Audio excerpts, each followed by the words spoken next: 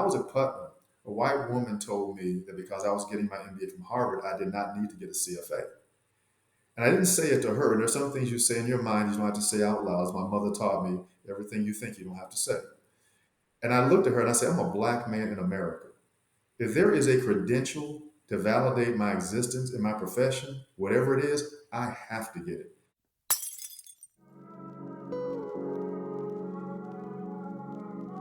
Welcome to Breaking Barriers of Black Investors, where we explore the inspiring stories of successful Black investment professionals and share the strategies for breaking down barriers in the asset management industry.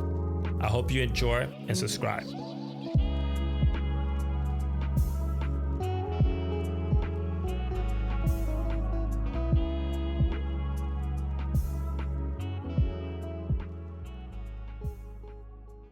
Good morning, Randy. How are you? Doing very well, Dieunor. Doing very well. Well, I really want to thank you for taking the time to come in this episode with us. This will be a wonderful episode for my audience. I think that just looking at your background, I think that you have an amazing story to share. Like I was telling you earlier before I actually started recording, is that with just by looking at your LinkedIn or even just reading up about you, I think that there's a lot of context that the timeline doesn't capture. And by bringing you on this platform for you to share your story, not only with me, but my audience, I think will be valuable for everyone. So welcome to the podcast. Thank you very much. All right. So before we actually begin, I like to start with is please, introduce yourself to the audience. Tell us a little bit about yourself. Absolutely. Well, as you said, I'm Randy Cain, but I go by many names. I'm actually Randell A. Cain Jr. with the CFA as the CEO, the CIO, and founder of Kerusso Capital Management and Minority and Women-Owned Investment firm that was founded last year, or basically launched last year. There was a period of founding in terms of getting working capital and getting the firm launched. But I'm also bivocational in that I'm also Reverend Dr. Randell A. Cain Jr. Recently, this past May, I was hooded at Duke Divinity School for my doctorate ministry degree. And so I am bivocational, been pastoring Zion Memorial Missionary Baptist Church in Winston-Salem, North Carolina for a little over 6 years, while also having a almost 30-year investment career. Wow. Congratulations on your doctorate. That's a fantastic accomplishment. Yeah. So since you got your doctorate, I'm kind of curious, do your family call you doctor now? It's an interesting thing because with family, there's some who will call me doctor out of respect, especially in more public forums. And I would say even within my church context, there is a transition of title from being just Reverend Cain to being Reverend Dr. Cain out of respect. And one of the things about me achieving the degree, as you and I have spoken of, I did not get the degree for people to call me doctor. Because in my mind, to get a degree like that for people to show that respect, but the respect being something that relationally divides you from other people, to me would be a waste of education.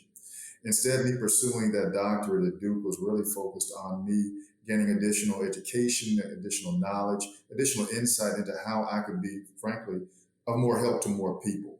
And I've been finding ways to kind of merge my sacred and my secular, the investment world, as well as my clerical world in ways I think will truly be beneficial for church as well as community. It's funny because a couple of years ago, as I was telling you, that I actually completed the prerequisite to get a doctorate, but I wanted to get into economics. And I remember I was telling my dad, I said, hey, once I get there, you better call me doctor. I said, I don't want to hear Dieunor. I want to hear some Dr. Dieunor. I mean, you're a lot more humble than I am, but me, I want to make sure that for the DR. Yeah. Well, I'll tell you, the thing is, there's a matter of people. I say people can show respect in different ways. Of course. There can be respect in terms of recognizing the title, but also they can show respect in terms of recognizing what you have the ability to do. Because for one, to achieve that doctorate level, join the academy, but again, to be a little used to the people around them other than somebody who they can look up to, but never necessarily reach the same level, that to me is not very helpful. For me, the pursuance of the doctoral degree was really to add some additional tools to my toolkit, so to speak, And I believe I've been able to do that. And since that time, been finding ways to broaden the platform of influence and impact that hopefully that I have. But again, you can tell when some are perhaps skirting a line between respect and disrespect, and then you do have to correct it, let them know that you did earn this degree, and they should show respect for what it took for you to get it.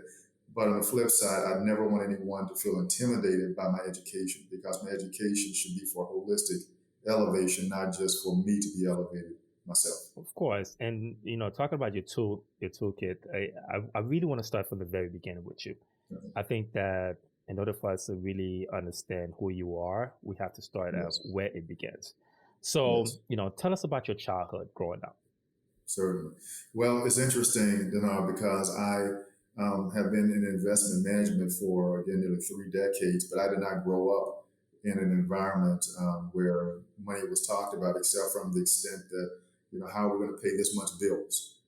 My family, I was the only child, spent a lot of time reading. And so I would say my imagination was built because I love reading and being able to envision the things that I was reading about. And I had a natural affinity for math and science, the STEM areas. And so when it came to me looking to go to college, it was interesting. I decided I wanted to pursue the path of engineering. Now, this is where I like to talk often about the 3 E's: education, experience, and exposure. I had never met an engineer in my life. I went to the library and was looking at career paths for people interested in math and science, read about engineering, and decided I wanted to pursue engineering. I made the decision to apply to North Carolina State University here in North Carolina, where I'm from, as well as Georgia Tech. And because of the influence of a couple of impactful men in my life who had gone to Morehouse College, my great uncle Julian Brown and my uncle William Cain, I also chose to apply to Morehouse College. And to be completely honest, telling my complete truth, I didn't expect to go to Morehouse because I wanted to get an engineering degree, and Morehouse is a liberal arts school. But what I found out was I could attend the Atlanta University dual degree engineering program in conjunction with Morehouse and Georgia Tech, and get an engineering degree as well as a degree from Morehouse College. And so I chose that path. And as I like to tell people about engineering, one, for a person of color, when you meet a Black engineer, it is like meeting a unicorn, because there are very few out there. It's a very difficult degree to attain. And you have to love math and science, because it's not a degree for you just to do because you like it. And so I found that fulfillment in pursuing both degrees, and did very well while I was in school. Finished up cum laude at Morehouse with a degree in general science, and graduated in industrial engineering to the top 8% of my class from Georgia Tech. And that afforded me some additional opportunities in terms of my last year at Georgia Tech. I applied to Harvard Business School and the Wharton School of Business. I was fortunately accepted at both schools with deferred admission. Wharton gave me 2-year deferred admission, and Harvard gave me the option of 1 or 2 year. I chose to go to Harvard, working as a consultant prior to entering in the fall of 1992. During the interim period, though, I knew I wanted to get an MBA because I wanted to get a graduate degree, but I was thinking about going the engineering route and getting a master's or a doctorate in engineering. I thought about going to law school. I thought about going to med school. But when I looked at the MBA, what intrigued me was the broadening that it would give me to help round out a skill set that I thought would serve me well through the bulk of my career. And even when going to Harvard, some people say, well, it was Harvard, you got into that. That wasn't really the case. Yeah. I really strongly considered going to Wharton. But my concern at that time was Wharton was viewed as being a very quantitative school.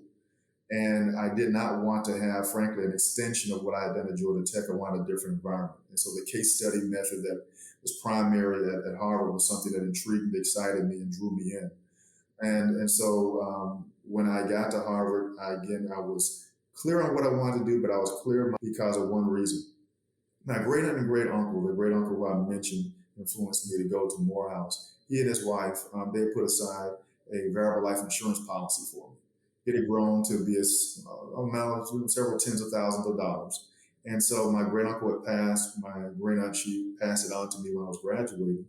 And I asked her, well, how did you get this money? Because I know you didn't just put this amount of money aside. She said, well, we invested it. Well, in my industrial engineering studies at Georgia Tech, I had studied time value of money, so I knew how the math worked. But again, from my background, I didn't have any application. I didn't have any exposure to investing. And I said, well, explain to me what you mean. And so she said, well, you know how you had those engineering internships while you were in school, you went to work for companies. That's like, right.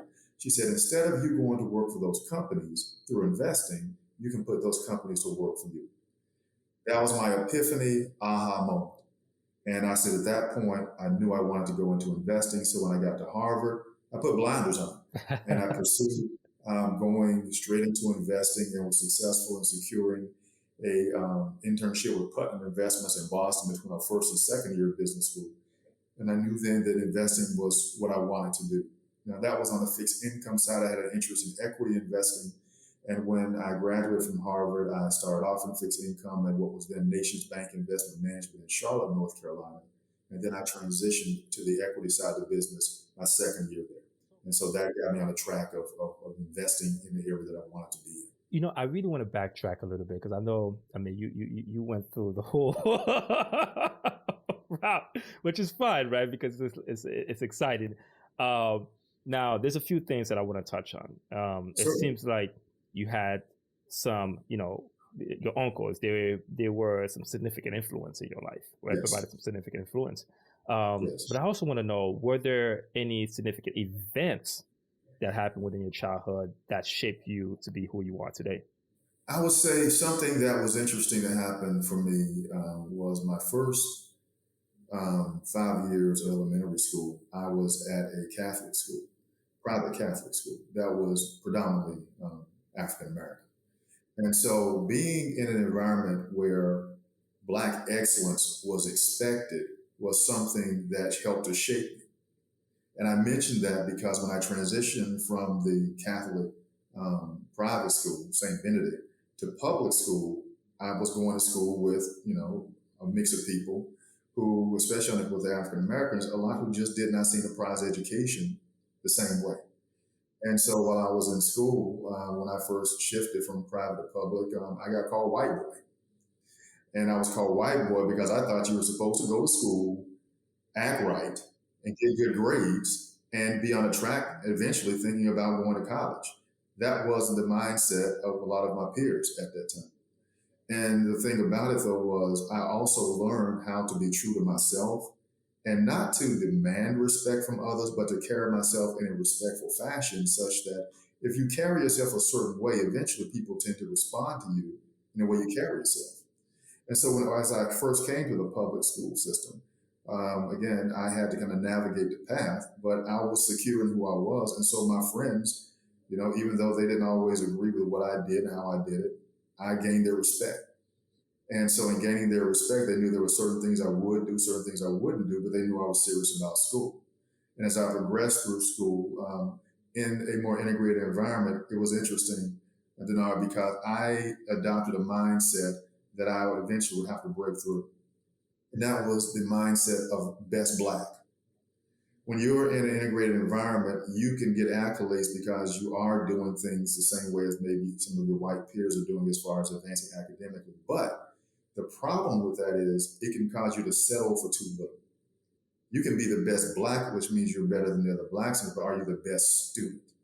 And it was years later, and we can get to it, where I had an experience at my time at Georgia Tech where someone challenged me to not strive to be one of the best among Blacks, but to be just one of the best among all. Before we actually dive a little bit deeper into that, because I do know you mentioned that earlier that you sound like you attended some of the most prestigious universities, from, you know, Morehouse, Georgia Tech to Harvard, and later on you pursued education and divinity and ministry. Yes. And like, talk to us about that educational experience, especially as a person of color who attended historically Black colleges and universities like Morehouse and Georgia Tech, then to Harvard, which is predominantly white, like especially during the late 1980s to like early 1990s. Yeah, it was an interesting experience. During that time when I was in college, there seemed to almost be an assault, which I would say is not completely been diminished, on Black males. It was not unusual to see it. Like, we deal with a lot of Black on Black crime. It was a time period when you were seeing and hearing a lot of, frankly, especially with law enforcement, white officers intimidatingly harming, hurting, even killing Black men. And so it was something that was a mark for me when I went to Morehouse. We had freshman orientation. And it was in that environment, it was just incredible to be surrounded by so many thoughtful, visionary, achieving Black men. I'd never been in an environment like that in my life. And it just really challenged me to have to step up my game, so to speak, because it's like, well, there's no honor in being the best Black among all Blacks. Now you're being challenged to be one of the best students. But during freshman week, what the upperclassmen told us, they were, because Morehouse is located in West End Atlanta, they said, don't be running up and down the streets, even if you're joking and playing. He said, because the police may stop you and they may shoot you. And it was like, wow. You're hearing something like that. I'm coming from Winston-Salem, North Carolina. Winston-Salem is not a perfect place, but not those kind of issues. But in some of the major cities, the conflicts between community and law enforcement were very real. And I remember when I turned 21, I was so excited and elated, Dieunor, to be 21, because I'm a Black man in America and I made it to be 21 years old. And this is while I'm in college. And so, little things like that were impactful, but also the encouragement that I received at being at a Morehouse College. It was the first place in my life where someone called me Mr. Cain. Our professors at Morehouse did not call us by our first names or our nicknames. They called us Mr. Cain. So when I went to the classroom to address my professors, they were Doctor and I was Mr. And so what it did was Morehouse talks about a crown being placed over your head that you have to rise to achieve it. And so from freshman week, there was an impartation to us, an indoctrination that you are supposed to be a person who achieves. Why? Because you are at Morehouse College. And the thing about it is people would frequently say, you are a Morehouse man, but at Morehouse they would say, no, you're not a Morehouse man until you get your degree. You are a man of Morehouse. Once you cross that stage and get your degree, now you are a Morehouse man. And so even from the sense of, you think about what happens a lot of times in some of college athletics, where you'll have a one and done player who's now supposed to be a part of this college's athletic alumni family forever, but they don't have a degree. At Morehouse, you're not a Morehouse man unless you got Morehouse paper.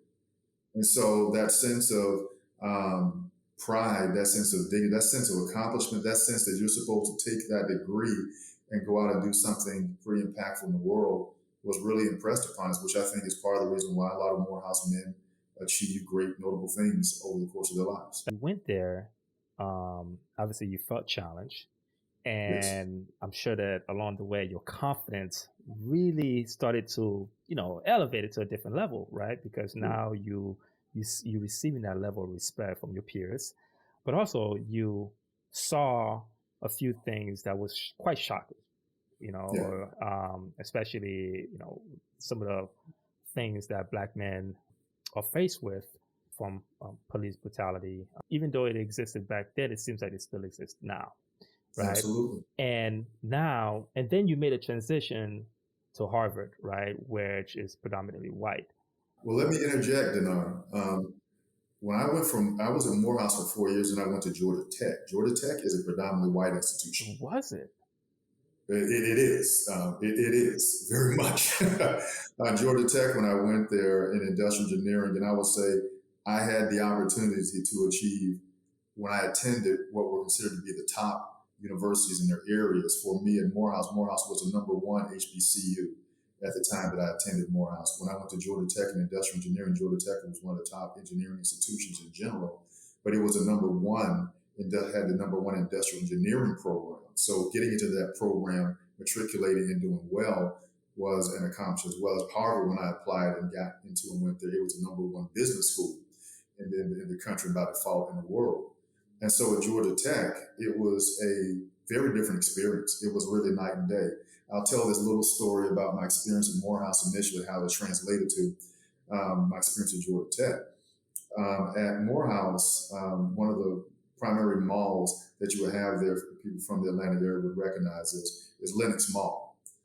And with Lenox, we were in West End Atlanta, we would have to take the MARTA to go out to Lenox. Well, the first time I went out to Lenox, and understand, Dieunor, I had been in West End Atlanta, which is predominantly Black, overwhelmingly so at that time, for about 2 months. I hadn't left. So the only thing I'd been exposed to was really black people. That's it. I went out to Lenox and it was like culture shock because there were white people there. And I was like, honestly, in my mind, I was like, there are white people in Atlanta. I had not really seen white people for 2 months. And the experience in Atlanta University, it was so liberating and so affirming. And so I went into this environment and it was like, wow, this is different. When I went to Georgia Tech, it was the same type of transition. I had gone from being in an all black, all male environment at Morehouse, but it was very much a gender diverse environment at Morehouse because of the Atlanta University Center with Spelman College being essentially our sister college right there about 100 yards away, Clark Atlanta University, Morris Brown College, their Interdenominational Theological Center. So we had a critical mass of universities in that area. So an incredible place to be in terms of black culture, black community to be immersed in, and then to go to Georgia Tech to where blacks were overwhelmingly in the minority. It was more diverse in terms of other ethnicities. You had whites, Asians, Hispanics, perhaps foreigners, and then also blacks, but the blacks were definitely in a minority there. And one of the things that was very telling at Georgia Tech, they have what they call OMED, it's the Office of Minority Educational Development. I tell people, you have those type of institutions because there are challenges that minorities have, such that they need some additional help. And I don't look down upon the school. I'm thankful and that the school is very forward thinking in having that. But as I like to tell people, Georgia Tech was not made by us or for us. And so when going there, getting an education, it was very different from Morehouse, where you may have a class at Morehouse, 20 to 30 students in some classes. At Georgia Tech, it could be 200, 300 students. And so nobody called me Mr. Cain at Georgia Tech. I was a number, or I was, Randy at Georgia Tech. And one of the things that was very instructive to me there was I was a good student, and by that time I was on full scholarship. I took as an elective at Georgia Tech a marketing class, and I made it a practice of going to meet all of my professors. And so I went to meet this one professor, white professor, who was teaching a marketing class. He actually was a Harvard MBA. I walked to his classroom, knocked on the door, he told me to come in, and before I sat down, he said, well, I just want to tell you right now, you will not do well in my class. And I looked at him and I'm like, excuse me? He said, well, yeah, you won't do well in my class because athletes don't do well in my classes. Then he looked at me as a black man at Georgia Tech and thought the only reason why I was there was to run fast and to jump high. He had no text or context on me. He did not know I was on full academic scholarship. I was actually being paid to get my degree at Georgia Tech. But that was what he assumed about me. So again, in situations, and I would say Morehouse prepared me to be what I want to call an intellectual radical. Some people are just radical. So when something comes up, they're ready to fight, they're ready to protest. Well, that is a way. But a different way sometimes is to show people that you are not who they think you are. So instead of frankly going off on that professor, I went off on the class by getting an A in his class, and then also getting entrance in the Harvard Business School, which I'm sure he would have thought someone who looked like me should not have been able to do. Wow. I mean, that's a good way of getting back. You ask me. To me, as a people collectively, it's the best way to get back. Of course. To show up as your most authentic, excellent self as often as you can. Of course. And as I was actually doing some research, I came across this quote that you mentioned. For me, it was Wakanda, right? I'm sure you heard of that. So, I really want to know, what does it mean for you and your wife to have children who graduated or attending or even planning to attend historical Black colleges like Morehouse and Spelman? Yes. I've been blessed in that my two oldest sons both graduated from Morehouse in 2018 and 20 respectively. My oldest daughter graduated from Spelman College last year and actually finished up this past spring her first year at UNC, University of North Carolina Medical School. She's looking to become a doctor. And my youngest daughter is at Spelman entering her sophomore year where she's on full scholarship at Spelman College. And we have one son at home who's a junior in high school. We'll see what he chooses to do. So we have what we call a Spell House family. And one of the key things, Dieunor, is some people think, well, because you went to Morehouse, they didn't have a choice. I was like, it was the complete opposite. I never told my children where to go to school, but I believe that exposing them to Black excellence in a Black environment was something that they found attractive, because my children had grown up going to predominantly white schools. They went to a predominantly white private school where they did well. Socially, they did well. But it was one where they were overwhelmingly in the minority, and I think they wanted a different kind of an educational experience. And so I was thankful and very proud when they chose to go to Morehouse and Spelman. But if they had gone anywhere else, I don't think the pride would have been diminished at all. But from the experience that all have had, they came away with a different sense of self, a very affirming sense of self, and a belief that they can step into many spaces, again, as I mentioned before, as their most authentic and excellent self, and do very well. Of course, and I think that's very important for them to actually get that exposure, right? Because Yes. I have family members where who their children, all they did was attend private schools, local private school from I don't know, from elementary all the way to high school, and they're pretty much a middle class family. And one of the things that we find was that, as parents who've done well, you want the best for your children, but a lot of time when you want the best for your children, you have to put them in particular schools, and those schools tend to not have a lot of representation, right? Black representation. Yeah. So it's a double-edged sword, right? So, well, what is interesting to know, because what I found is, and this is not to make a blanket statement, but it's not unusual for some of the more radicalized Black people to be those who went to white institutions for higher education. And once they got past the glossy brochures and the very attentive and kind tour guides, and actually get on campus, then they realize they're on this white campus and that they're Black. And the thing is, going to an HBCU, from my experience and from those who I know who attended, we came to the school and we were embraced because we were Black, because we were going to be the product that this school was going to produce to send out into the world to say Black excellence is still achievable in places like this. And so, again, you have to go where you fit, where you believe that you belong. But I do think that as people of color, we can do ourselves a great disservice when we don't even consider our own schools. And if you think about what happened recently with the Supreme Court, basically putting down affirmative action when it comes to places like Harvard, that I got my MBA from, and places like UNC, where my daughter is in medical school, then you run into a situation where it's like, okay, do these people really want you here? And if they do want you here, how do they want you here? Because this country is very far from having racial parity, and it's not in terms of diversity as far as the pure math, but the inclusion and a focus on not just opportunity, but really on outcomes. And to me, the outcomes are what are more important than just providing opportunity. Opportunity says you can show up in the room. Outcomes say you're here to make a difference, and we're here to make sure you can make the difference that we believe that you can. Real quick, we hope you're enjoying the episode, and your support would mean the world to us. If you find value in breaking barriers of Black investors, we kindly ask you to take a moment to rate and leave a review on your preferred podcast platform.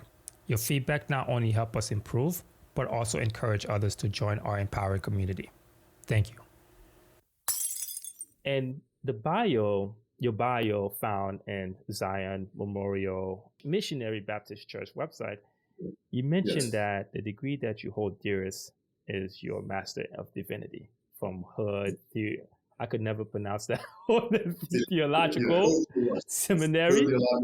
Yes. I want to know why. My experience with Hood, well, first let me step back and talk a little bit about my Christian upbringing. I grew up in a Christian family with both parents having been baptized, and my parents, they took me to church, but one of the things I appreciated about them, is that they did not force me to reach a certain age where I had to get baptized. And I didn't fully appreciate it until later in life, especially as I began to pastor and to deal with those who might have gotten baptized as children, but I'm like, there's a difference between you getting baptized and you actually giving your life to Christ. Those are two different things. One should precede the other, but sometimes it's out of order. For me, I did not get baptized and give my life to Christ until I was 21 years old. And so, in one Bible study, I was sharing that, and one of the church mothers' eyes got big. I said, "Yeah, you thought it was too late, didn't you?" No, it wasn't too late. It wasn't too late. Please remember, Jesus died between two criminals, and one on the cross dying gave his life. Yeah. And so that was where I gave my life to Christ. It was when I was interning with IBM in Research Triangle Park at a church that I hold very dear to my heart, Northeast Baptist Church in Durham, North Carolina. And the experience that I had in that was that I was in an environment with people who just love me and just love me as me. And the Word of God tells us that they will know you by your love. It didn't say they will know you by your name being in a church roll. It didn't say they will know you by how well you can sing, how well you can serve, all these other trappings that sometimes people, I think, can cloud what church really means. But they will know you by your love. These people just authentically love me. And then I wanted what they had. And what they had was Jesus. And so for me, it made a huge impact on me. And fast forward, my wife and I, we got married and had our first child. And had gone overseas for a period of time, lived in Geneva, Switzerland for a period of time. Came back to the States, and we rejoined because we moved back to Durham, North Carolina. We rejoined Northeast, and I began serving there and growing in ministry. We moved to Atlanta to help start an investment firm, and I continued to grow in ministry. And it was there in 2006 that I was licensed and ordained, answered the call into ministry. And then we came back to North Carolina in 2007, with me still working for the firm out of Atlanta. I have always been of a mind that I have to bring my best to whatever it is I'm trying to do. And so for me to be a minister, I needed more education. I had no thoughts at that time about pastoring, none. I just wanted to be the best minister that I could be. And so I sought the Master of Divinity degree and ended up at Hood Theological Seminary. And it was at Hood, where I learned, frankly, the first thing I really learned was how to read the Bible. And people say, well, you know how to read the Bible. If you know how to read, you can read the Bible. I'm like, no, because there's the understanding of reading text and reading context, being able to do exegetical work, breaking down what does this mean, who were the people this was written for. And at Hood, it opened up me to another level of understanding of my relationship with God, with the Word of God, and how to better serve the people of God. And so it transformed me. Morehouse was a transformative experience for me. Hood was a transformative experience for me because it ushered me into what I would like to call more competent ministry. And that foundation has served me well. I serve on a board of trustees for Hood Theological Seminary. I'm very proud to be able to do that, to help lead that institution. And it laid a foundation for me in terms of pastoral ministry, as well as leading me up to getting my doctorate ministry. One of the things that my wife and I do is that we would visit church around the local church around Jacksonville, and just to kind of get the listen to how different pastors preach, and just get different mindset, different approaches. And I remember this gentleman, this pastor, I think it was last Sunday when I went, and he said something that was very impactful. He said that you don't start to see the value of life until you start to look at it from not what it could do for you, but what it could do to others. And yes. And it's true, right? Because the whole society itself, it's based upon, okay, what value do you bring to the marketplace, or what value do you bring to others? And in pastors, the main goal is like, okay, how can you motivate or even like push someone to follow the word of God? So it's beyond you, right? It's like, hey, what can I do for others? So absolutely, because I do understand that level of mindset. Yeah, absolutely. I totally agree. So I want to transition to the career. I know that you you have a long extended career, and I want to keep it very short. Just really get to the main point of what I'm really trying to get. And what I wanted to know is, what were some of your barriers of entry into the investment industry, and what barriers that still exist for you today? Yeah. Well, I want to speak to that, Dieunor, but I really, to do so most authentically, I have to take a step back, if that's okay. And I have to step back to my time when I was at Georgia Tech, because I mentioned the situation with the marketing professor, but there was another professor that honestly changed my life. African professor, Nigerian, Dr. Augustine Esabwa. He was one of the industrial engineering professors at Georgia Tech, and he was the advisor to the National Society of Black Engineers. I got to know him during my 2 years at Georgia Tech. He actually wrote one of my letters of recommendation to Harvard and to Wharton. And I went to see him in his office one day, and he said, "Well, Randy, you're doing pretty good here at Georgia Tech." He said, "You're getting good grades, and you'll be able to get a good job or likely get into a grad school." He said, "But," I said, "But what?" He said, "But you're not doing what the white boys are doing." I was like, "Well, what are the white boys doing?" He said, "Well, Randy, you're getting, A's and B's. The white boys are getting A's." Now, that wasn't true to know, but he was trying to make a point. His point was, you've got the potential not to be a good student here at Georgia Tech. You have the potential to be excellent. Dieunor, it was the first time that someone had seen me in a white context and said I should be one of the best students there. It didn't happen for me in the public school system. At Morehouse, it was, pretty much all Black, so it was a very different type of experience. And at Georgia Tech, I was doing my thing, but, I was, again, in a situation like the public schools, one of the best Blacks. He said, "You should be one of the best." And that gave me permission to be my most excellent self. And I needed for somebody to say that my most excellent self would be excellent, period. And it challenged me. From that point forward, I got close to a 4.0 at Georgia Tech. And again, I mentioned graduating the top 8% of my class. When it came to approaching investing, I have approached it from the perspective of I should be one of the best of the best. Life is too short to be mediocre, to be average, to be common. Investing was my passion. I had to basically prove to myself first and then prove to others that I was proficient. But it took time. When I got into the investment business with my internship at Putnam Investments, and understand context, I graduated cum laude from Morehouse College, #1 HBCU. And I graduated top 8% of my class from Georgia Tech from the #1 industrial engineering program in the country. I was finishing up my first year at Harvard Business School, the #1 business school in the country and the world. And instead of me getting an internship that I wanted in equity analysis, it was in fixed income analysis, and it was in municipals. Wow.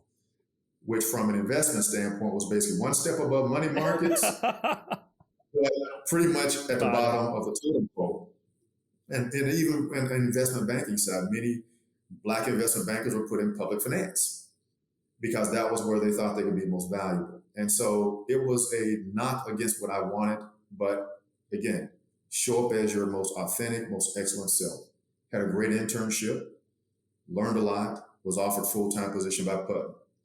Made the decision not to go there, but when I came back to Harvard for my second year, where it was difficult for me to even get interviews, now people wanted to interview me, and they were coming after me for municipals, not equities, where I wanted to be. So very flattering, but it's kind of like, this is not it. But what do? You continue to show up as your most authentic, most excellent self. So my wife, she and I got married before I started business school. She wanted to get back down south.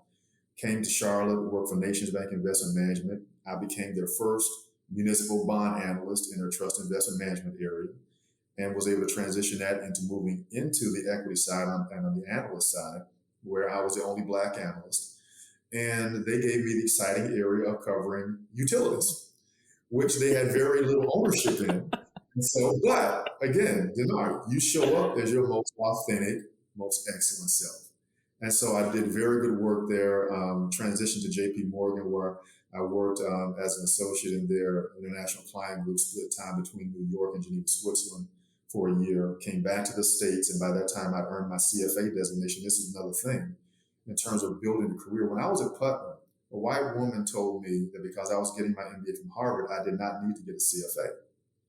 And I didn't say it to her. And there's some things you say in your mind you don't have to say out loud. As my mother taught me, everything you think you don't have to say. And I looked at her and I said, I'm a Black man in America. If there is a credential to validate my existence in my profession, whatever it is, I have to get it. Because if I don't get it, I'm not going to get the pass that somebody else might get. They're going to say you're not qualified. And so I pursued the CFA designation. I was fortunate to pass all three levels in succession and came back to the States in 97 to work with a minority investment firm, NCM Capital. And it was there a talk about just I would say, the kind of the Kairos timing of God. And what God allowed me to do was I joined the firm in August of 97. By November of 97, I began to manage money, which I've continued to do so since that time. The great thing about having that experience now in terms of getting the chance to manage money, and I'm so thankful for the opportunity afforded me with that, was now I would have an objective track record against a benchmark and a peer group. So as Dr. Essebois had challenged me to be my most excellent self, now in investing, I would be able to prove how excellent I could actually be.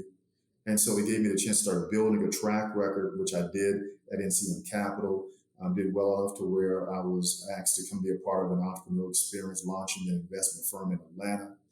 And we started with $4 million under management, and 12 years later, we had run that up to $10 billion. Of that $10 billion, I was managing $9 billion of it because my track record was excellent, and my track record is excellent.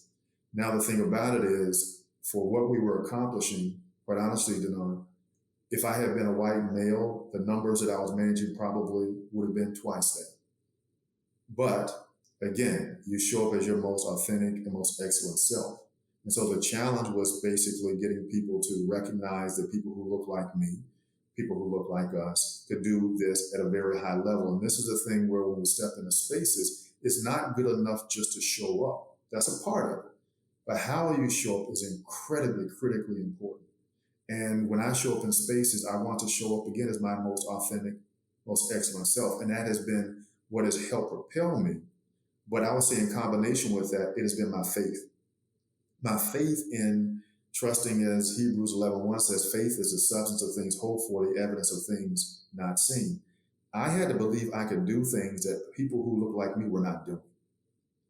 And to do it anyway, because I believe that this is what my passion is, and also the call, part of the call that I had on my life. But it has not been without hindrance, because again, for the numbers in terms of investing that I've achieved from an alpha standpoint, my track record right now is in the top 4 percentile since inception of large cap value managers. That means that I am one of the best of the best at what I do. But again, I dial it back, Dieunor, to I went to the #1 historically Black college and university. I went to one of the top engineering schools in the country and graduated from the #1 industrial engineering program in the country. I went to and graduated from the #1 business school in the country, and by default, again, I would say the world.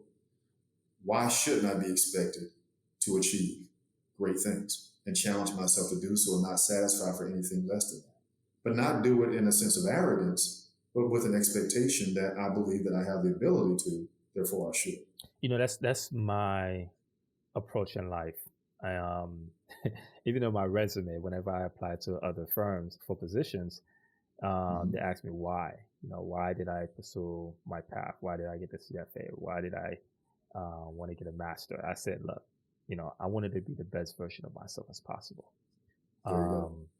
Sure, it is a passion of mine, and obviously in the back of my mind, I think that, you know, just like you mentioned, is that luck comes with, you know, preparations and opportunities. And I wanted to get myself prepared well enough and be excellent enough when the opportunity did arrive. I knew what to do with it.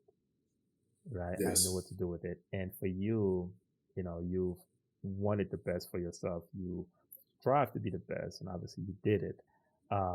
It also comes with a burden as well, right? Because then even if you went one level below, it's not enough.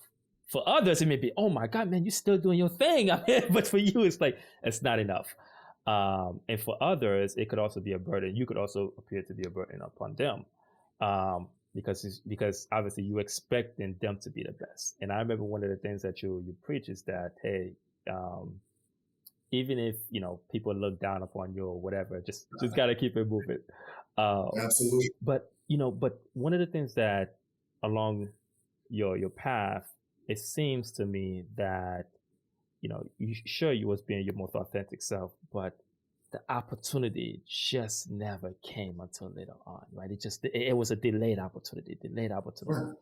And Right. I think that is a potential problem that exists within our industry, Yes. but within our culture, right? It's just that we just Yes. don't get the opportunity. Um, Yes. what do you think are some potential solution for that? Well, it's interesting, Dieunor, because as we've spoken and I've shared, I am the CEO, the CIO, and the founder of Kerusso Capital Management, and I've been blessed to have had two incredible experiences with two minority-owned investment firms, and now I'm leading a firm that's minority and women-owned investment firm. And as we're building our organization, one of the things that we recognize because of our experiences is that um, the industry will often drop back and say, when it comes to people of color, women of color, that they can't find it, which to me is a complete cop out because no one is born a CFA. No one is born a portfolio manager. No one is born an analyst. Education, experience, and exposure is typically what reveals a passion and an interest, and then opportunities are made available. And depending on where you come from, those opportunities are more plentiful than not. And so part of what I believe is a key part of the solution is an analogy I've kind of been using. When you go to a diamond mine, you don't look for a refined cut diamond. You look for a diamond with potential, then you cut it and you refine it, and then the value comes out of it. One of the things we're doing at Kerusso is we've partnered with a local historical Black college and university, Winston-Salem State University. This past spring, we had our first class of students who are getting investment analysis experience for academic credit. We had three dynamic young ladies who did that with us. Very excited and proud of that. We're actually in the process of organizing another semester of that for this fall semester. And the chair of the department, one of the professors, asked if we could actually extend it potentially to the MBA program to see if some of their students could participate in something like that. When things are not as they should be, I think that we have to challenge ourselves first by envisioning and creating solutions that you're talking about that other people can replicate. Because for what we're doing at Kerusso, we're not a large firm. We're just really getting going. But we see it as part of our responsibility to be impactful on our community. As I like to say it, there are different types of alpha. There's alpha in terms of investment returns in excess of your benchmark. There's alpha for your investors who put working capital in for an equity stake. They're looking for a return of their capital and return on their capital. But then there's also alpha in terms of what's the legacy that you leave and the impact that you actually strive to make. And that for us is incredibly important. And so when we do these things, we do try to gain some visibility for it. And part of it, I'll say a key part of it is not for Kerusso to get pats on the back, is really to inspire others to do likewise. In majority institutions, there are plenty of opportunities that they could create if they chose to. In smaller institutions, there's opportunities to create if they choose to. We're choosing to do that and believe it's part of our responsibility in giving back. And then also, when we do well, we need to make sure that people know about it and help them to understand that, I've been blessed to do some unique things, but I've never considered myself to be special. I have been blessed. And in me being blessed, I've been blessed to be a blessing. And therefore, I have to give back and try to inspire others to do the same thing. And the other thing I think is important for people to recognize in terms of changing the optics and making an impact is that some people will take ignorance as being a lack of intelligence. You and I both are educated about the investment business. There are others who are not. That means they're ignorant, but that doesn't mean that they don't have intelligence. They just haven't had education, experience, and exposure.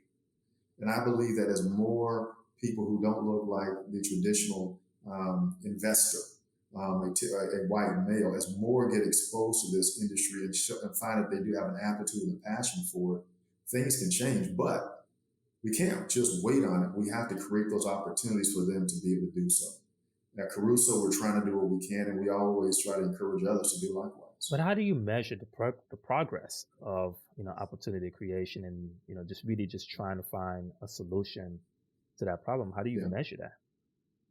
Well, I think part of it is you can set some hard, fast hurdles, and some institutions and organizations have. But it's hard in this business to just really know. And that's why I say you cast a net. For example, at my previous firm, Herndon Capital Management, we hired initially four investment analysts back in 2008, and all had on paper potential. But as I like to tell people, when it comes to investing, either you're bitten by that bug and it's your passion, or it's about as much fun as watching paint dry. And for two of the four, they did very well. And then one of the two that lasted chose to go an alternative career path. But one who lasted the longest is actually one of my partners right now, Jasmine Gay. Jasmine came to us straight out of Spelman College, an economics major, and I trained her in investment analysis, working initially in the energy sector. And she grew, she developed, and towards the end of her tenure with us at Herndon, she was also the portfolio manager over our mid-cap value strategies. And so you're not going to get it with everybody, but it's just like I would say fishing with a net versus fishing with a pole. With a net, you cast the net out and you just draw in, and some things you keep and some things you have to toss away. I think that financial literacy needs to go beyond just explaining about products, but also understanding of how products are created. Also within the industry, expose our young people not just to the idea where you can be a marketer, nothing wrong with it, but a marketer, a marketing representative of selling product, but you could actually be the manufacturer of product. And so going into schools, Randy Cain showing up in space, I've done that. That's how we kicked off our relationship with Winston-Salem State. I went and spoke to a couple of the finance classes because I knew for certain they were not used to seeing people like me. Also, I did the same thing at North Carolina Central University down in Durham, North Carolina. I've done the same thing speaking to students at Morehouse College. And so we have to just basically be present and recognize that the uniqueness of what we do is not something to be hoarded as a treasure, but it's a gift that needs to be shared. And then we also have to be very honest with our white counterparts about their responsibility in doing some of the same types of things. For those who are working in majority institutions, it's not good enough for you to have a job and for you to basically sit in your corner, do your thing, keep your head down, your mouth shut. That only helps you, but it doesn't really help you. It actually hurts you because you're not able to be your most authentic self. In those spaces where you have the chance to speak to people and encourage them to reach out and be more diverse and inclusive in how they're sourcing employees, it behooves you to do it, because if you don't do it, who will? Outside of all that, man, from your career, from preaching, from raising your son who's still in high school, uh, what do you enjoy doing on your free time? Well, multiple things. I would say, like a typical person, I love vacationing, traveling, things like that. I love different experiences. For me, locally, one of the things I enjoy is actually playing Oh, basketball. wow. Yeah, and it's something where I would say I play about 3 days a week with a senior league, some older gentlemen, and it is one of the few spaces where I get to go just be Randy. I'm not pastor. I'm not portfolio manager. I'm not CEO. I'm just Randy out here, playing ball. And it's very therapeutic for me in that regard, because it's low pressure and it's low stress, but it helps them to relieve pressure and stress, because of the exercise that we get, the camaraderie with a group of guys who I play with. Before we play, we come together and we pray. And it's one of the few environments where I've seen, and it is at the YMCA, but trust me, I don't see people praying like that as they come to play basketball, pickleball, workout, and all that. But we come together and we pray. And it's allowed us to build a stronger relationship and fellowship with each other that is very unique. And so now, in my complete honesty, I've torn my meniscus twice in one knee and once in the other knee. And each time I've torn it, my wife and my daughter, who's in medical school, will say, "So are you going to hang up playing basketball?" And I'm like, "Well, no." I'm like, "That's why I get the surgery done, so I can keep playing." You know. I'm like, I play with guys, honestly, guys 70, one guy's close to 80 years old was playing basketball. And you would say, well, he can't play. No, these guys can play. The thing about it keeps them Of young. course. It keeps us young and it keeps me motivated. I tell these older guys, and again, compared to some of the younger guys, I'm an older guy. But for the older guys, I'm like, you motivate me to live a full life.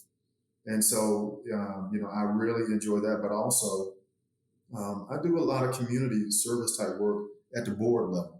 And some people will see that as, well, that's work. Well, for me, it's really not. It's an opportunity for me to give back. And in many of the spaces that I enter into, I may be one of the few, if only, people of color who shows up. But one of the things that you were talking about, about how you make a difference. Well, sometimes you need to have some black faces and some white spaces and have them show up, not just to speak on black and minority issues, but to be able to speak eloquently, to be able to speak thoughtfully, to be able to speak impactfully on a broad range of issues, which typically I'm able to do when I'm in those spaces. And what it does is, some of the boards I'm in, I'm engaging with some of the richer, more powerful people in this community. I help them to develop a different mindset, a different lexicon, a different paradigm about African Americans, because sometimes the news cycle only shows the people who are getting in trouble, and they don't come across or interact and rub shoulders with those who are doing always good and great things. But through my board work, I'm able to impart something to hopefully help them to think a little differently about the next person of color that they see, and maybe the next opportunity that they're willing to give to somebody. That's awesome. And one of the things that you and I have in common is, well, I recently started picking up traveling because my wife loves to travel. We Yeah. just came from St. Lucia, which is a Ah, wonderful place to visit. I mean, the beach there, oh wow. I mean, you would think that the water is so clear, you would think that it's Photoshop if I took a picture of it.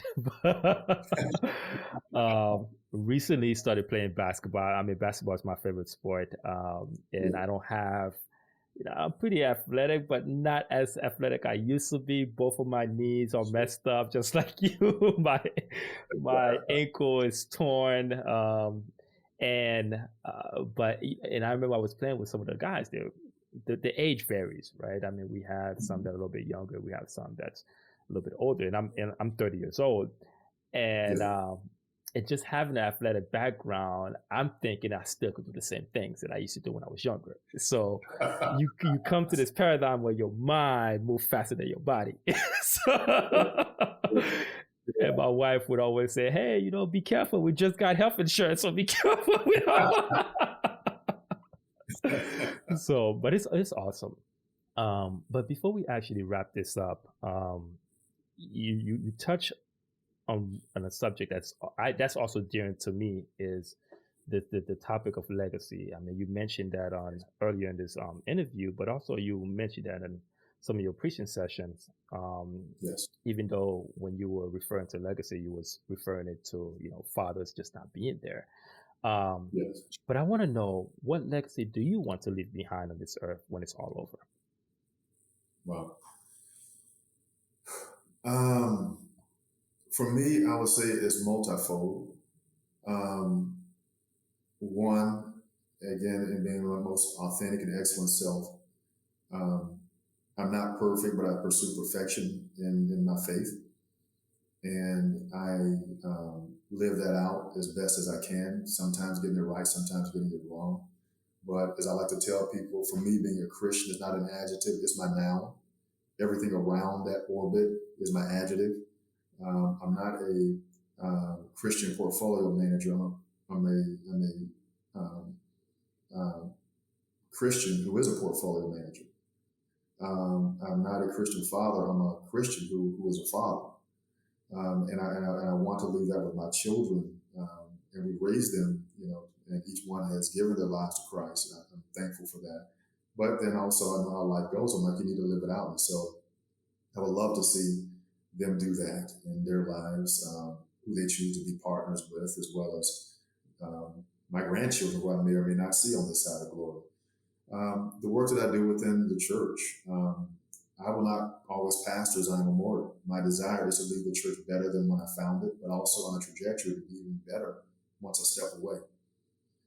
In my secular with Kerusso, similar objective. I believe, and I would not have started this if I didn't believe it were possible. Will it happen? Only God knows. but I believe Kerusso will be a multi-billion-dollar investment firm. And that is during my time leading the organization. My hope is that it will far surpass what I'm able to accomplish while I'm leading the organization. And in doing so, it will be impactful on how people view people of color in investing, and recognize that talent is not germane to a certain gender or race, that it is something that is pervasive. It just needs the opportunity to help, frankly, our society to be the best version of itself, and to inspire as many people as I can to be, the best version of themselves. One of the things I have said about pastoring that I love is the people. I have a great deal of love for them, and that it inspires me in pastoring them. But the greatest challenge I also have is the people. Unfortunately, through some life circumstances, some people don't always show up as their most authentic, they show up as their most excellent self. The Apostle Paul told Timothy, be thou an example. And so again, I may not get it right all the time, but I try. And hopefully in my trying, it'll inspire others to do the same. Well, that was well said. Randy, thank you very much for joining us on this podcast. It was a pleasure listening to your story and just getting your thoughts and perspective on many different topics. So thank you. Thank you for sharing your story with us today. Thank you for creating space and the opportunity. Thank you for joining us on Breaking Barriers of Black Investors. If you enjoyed the show, please take a moment to rate, review, and subscribe to our podcast. Your feedback fuels our mission to empower and uplift our community. Help us spread the word by sharing our podcast. Thank you for listening.